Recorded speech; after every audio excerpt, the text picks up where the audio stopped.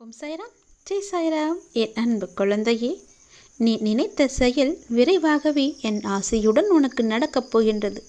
எதை நினைத்து நீ என்னிடம் வந்தாயோ அது உனக்கு இப்போது நடக்கும் நேரத்தை நீ நெருங்கிவிட்டாய். உன்னை சரியான நேரத்தில் கை தூக்கி விடவே நான் இத்தனை நாட்களாக காத்திருந்தேன் கண்மணி. உன்னுடைய காத்திருப்புக்கான முழு பலனையுமே நீ பெறப்போகின்றாய். நீ உதவி வேண்டி என்னை அழைக்கும் நேரத்தில் நன்றாக நீ கவனித்துப்பார். ஏதாவது ஒரு ரூபத்தில் வந்து உனக்கு உதவி செய்து கொண்டுதானே இருக்கின்றேன்.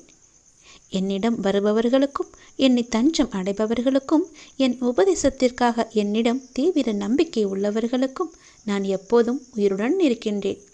நீ என்னை உயிருள்ள ஜீவனாக பார்த்தால் நான் உனக்கு உயிருள்ள ஜீவனாக தெரிவேன். என்னை ஒரு பளிங்கு சிலையாக பார்த்தால் நான் உனக்கு ஒரு கல்லாக மட்டுமே தெரிவேன். நீ எப்படி எப்போது என்னை பார்க்கின்றாயோ அது போலவே நான் உனக்கு காட்சியளிப்பேன்.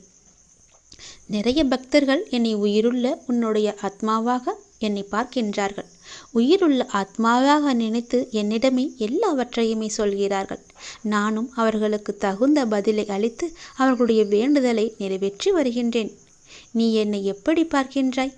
ஒரு பளிங்கு சிலையாக, கல்லாக பார்க்கின்றாயா, அல்லது உயிருள்ள ஒரு ஆத்மாவாக என்னை பார்க்கின்றாயா? அப்படியே நானும் உனக்கு பதில் தருகிறேன். என் மீது தீவிர நம்பிக்கை வைப்பவர்களுக்கு அது கண்டிப்பாகவே புரியும். நான் உன்னை எப்போதுமே பாதுகாத்து கொண்டிருக்கிறேன் என்று அடிக்கடி சொல்கிறேன். எப்படி தெரியுமா? நான் உன் மீது முழுமையான அன்பாக இருக்கிறேன். என் அனுமதி இல்லாமல் உனக்கு எதுவும் நெருங்காத அளவுக்கு உன்னை சுற்றி ஒரு சக்தி வலையை கட்டி இருக்கின்றேன். அந்த சக்தி வலைக்கு மீறி எதுவுமே உன்னை நெருங்காது. அதாவது எதிர்மறை எதுவுமே உன்னை நெருங்காது. எந்த தீங்கும் உனக்கு நேர நான் விட மாட்டேன். என்னை சுற்றி எப்போதும் பாதுகாப்பு வளையமாக நீங்கள் இருக்கும்போது எதற்காக நான் பயப்பட வேண்டும் என்று நீயே என்னிடம் வந்து கூறப்போகின்றாய். நீ கேட்டதை, நீ நினைத்ததை, நீ விரும்பியதை நான் உனக்கு தரப்போகின்றேன். விதி என்ன விதி? அந்த சிவனே கதி என நீ ஒரு முறை இறுக்கி பிடித்து பார். எல்லாமே ஓடிவிடும். அந்த விதியின் சதி கூட நொறுங்கிவிடும். இந்த வரிகளை மட்டும் நீ நன்றாக உன்னிப்பாக கவனித்துப்பார். உலகத்தை மட்டுமே நேசி, ஆனால் ஒருவரையும் நீ நம்பக்கூடாது. நீ விடும் மூச்சு உனக்கு சொந்தம் இல்லை. இந்த உலகம் ஒரு நாடக மேடை. நீ இங்கே நடிக்கத்தான் வந்தவன்.